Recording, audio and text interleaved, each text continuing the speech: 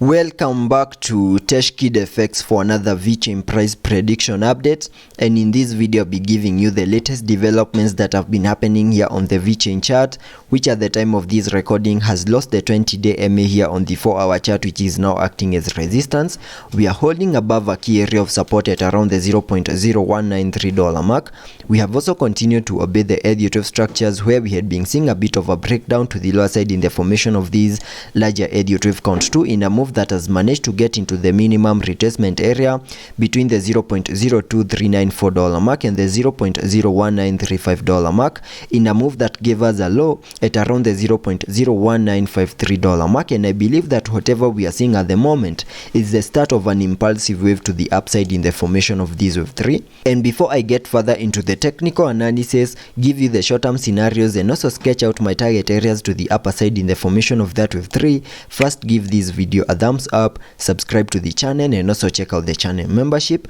And allow me to continue with the video here on the 4-hour chart by first giving you a quick recap of what has been happening, where you can see that after making our lower low at around the $0.0015 mark, we started this massive bounce to the upper side, obeying the Elliot structures, where you can see that I have this Elliot structure in red, having the wave 5 giving us a peak at around the $0.03248 mark. And after seeing the formation of that 5 wave structure to the upper side, we completed an even larger Elliot wave count 1 to the upper side. And after seeing the formation of that first wave, whatever we expected next was a corrective structure in the formation of that wave 2, and using the Fibonacci's connecting them from the low of the first wave to the high of that wave 1, that gave me a minimum retracement area in the formation of that wave 2 between the fib level 0.5 and the fib level 0.618, which is a target area that we have now fully maximized. And having fully maximized our target area, I now believe that whatever we are seeing at the moment is the start of an impulsive wave to the upside in the formation of that wave 3, and sketching out a target area to the upper side in the formation of that wave 3 by connecting the trend based Fibonacci from the low of the first wave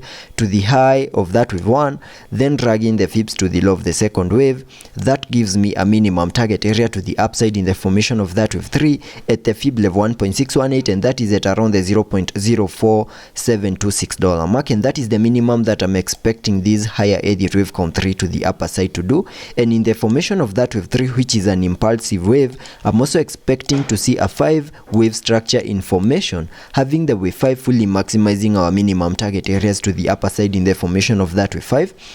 and also giving us the high for that higher Elliot wave count 3 to the upper side. And I believe we are seeing such a fractal wave in formation here on the Vechain chart, and that is better seen here on the 1-hour chart. So jumping to the 1-hour chart for further analysis and also give you the short-term scenarios that I'm expecting to play out, you can see that after seeing our low in the formation of this second wave, we saw that massive run up to the upside, giving us a peak at around the $0.02532 mark. And by first giving you a measure from that low, you can see that the market was up by more than 30.34%, which is a very nice bounce to the upper side. And that bounce to the upper side was also obeying the Elliot structures, where you can see that I have this Elliot structure in red, having that as the first wave, then a wave 2, a wave 3, a wave 4, and then the wave 5 giving us the peak in the formation of that wave 5 to the upper side at around the $0.0253 mark. And after seeing the formation of that 5 wave structure to the upper side, we completed an even larger Elliot wave count 1 to the upper side. And as you have seen using the measure tool, you can see that the market was up by more than 30%, meaning that the traders that were able to get Vechain at these low prices down here, we are now taking profits at around the $0.0253 mark. And that's the reason as to why we are seeing a bit of a breakdown to the lower side over here. And having finished off the formation of a first wave to the upper side, whatever we expect next is a corrective structure to the lower side in the formation of this wave 2, connecting them from the low of the first wave to the high of that wave 1. That gave me a minimum retracement area in the formation of that wave 2 between the fib level 0.5 and the fib level 0.618, which is a target area that lies between the $0.02236 mark and the $0.02166 mark, which is a target area at the time of this recording we have managed to fully maximize. And there are chances that we are going to see a reaction of this blue target area in the formation of this wave 2, continue gearing up, see a break above the 20-day MA here on the 1-hour chart,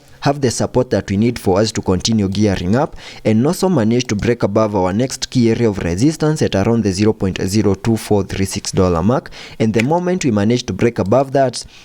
then I'll be expecting to see a retest, and once the retest is in and a success, then we can continue unlocking even higher prices in what I'll be terming as the formation of that wave 3 to the upper side, which we expect after seeing the formation of a second wave to the lower side. So that is what I'm expecting on the short-term scenarios, and given that we have managed to get into the minimum retracement area, there are chances that we have bottomed out in the formation of that wave 2, and we can sketch out a target area to the upper side in the formation of that wave 3 by connecting the trend-based Fibonacci from the low of the first wave to the high of that wave 1, then dragging the Fibs to the low of the second wave, and that gives me a minimum target area to the upside in the formation of that wave 3 at the Fib level 1.618, and that is at around the $0.03105 mark, and that is the minimum that I'll be expecting that wave 3 to the upper side to do here on the short-term scenarios. So let's continue watching the 20-day MA, and a break above that could trigger a move to the upper side to give us a break above our next key area of resistance